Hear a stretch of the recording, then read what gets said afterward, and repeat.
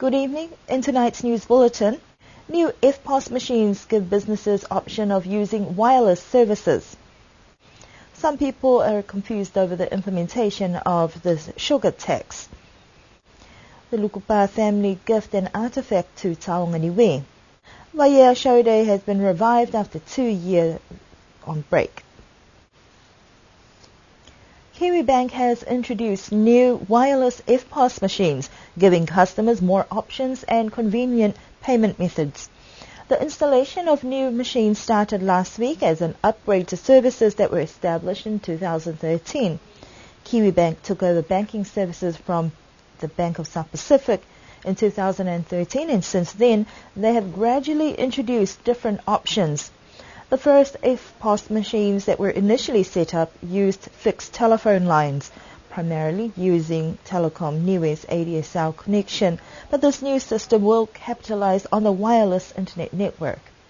So the new wireless machine is called the 690. It's capable when you get 4G of having a SIM card in it and going anywhere on the island. At this stage, just on Wi-Fi with your ADSL in your shop. So it's just another offering that we've got for you, and we're just going to start to offer all the machines that we do back in New Zealand. So there's about 4 different machines that we have back home, and now that we're happy that the island's really reliable, we'll just start offering everything that we can. All EFTPOS machines require internet connection from Kaniu or from Telecom Niue's ADSL connection. Fixed EFTPOS terminals cost $73.50 per month, and wireless EFTPOS machines will be $83.50 per month. So far, 6 new machines have been installed at Rockback Bakery, Hio Cafe, Telecom Niue, Kiwibank and the Broadcasting Corporation of Niue for a trial period, while the bank and government work on providing incentives. Rockback Bakery's owner, Catherine Papani, says that the machines have helped their business because it is convenient, portable and easy to use. However, the only challenge would be the internet connection cutting out, but there is still a function on the machine that will help with payment if the internet is down.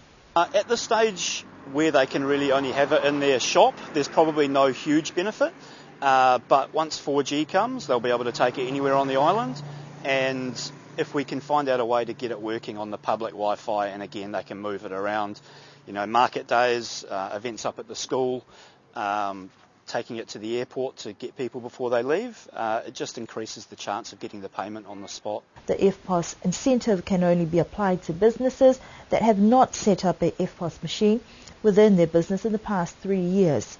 Kiwibank encourages businesses with the current upgrades to use technology as a form of payment rather than relying on money.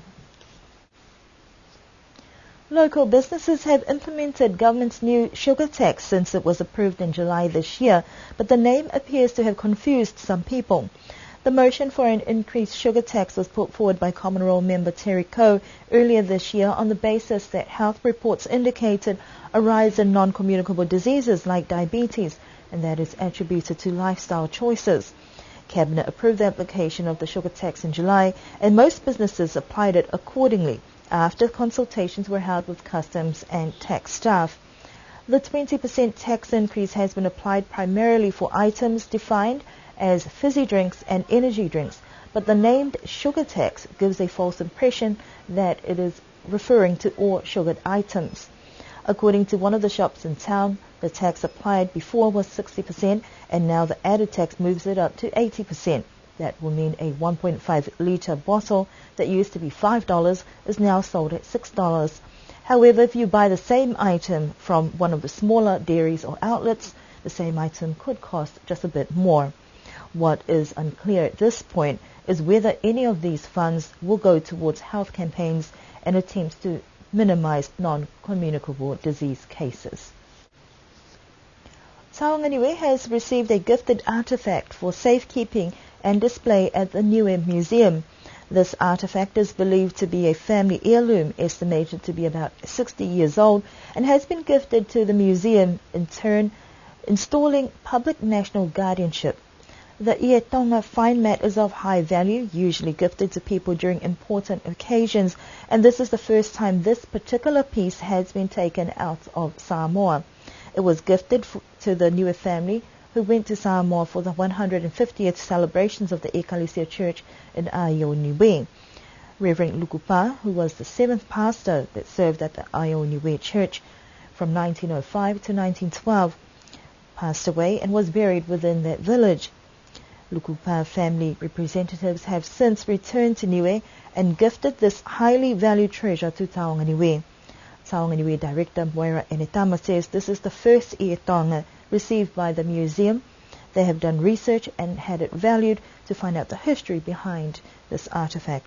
The ietonga remains in storage until such a time when a suitable setting or building is curated, so it may be open for public viewing.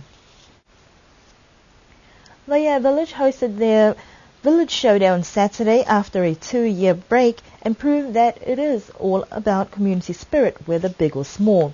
Despite the different activities on the day, there were people who turned up bright and early to snap up some deals, and there were less than 10 stores set up and spread out across the village green. According to one of the village council members, the decision to host the show day was short notice, but the residents were quick to make it a reality. There were no agricultural or craft displays this time round, but the village made up for it in the variety of food sold on the day. Vaya Village is one of the communities that has seen a consistent growth in population numbers, and this is something that the village member assembly was quick to mention and encourage residents to continue contributing to Niue's growth. During the formal speeches, there was also a request to government to assist with the resealing of the roads within the village that are currently in a poor state. Acting Premier Pokotosipili formally opened the day and praised the community for their combined effort, also noting that Vaya is on top for its consistency in contributing to the island's population growth. Stores sold out before midday, and the hope is that next year will bring forth greater things. That concludes our news bulletin for this evening. Do join us again for our next news bulletin on Thursday.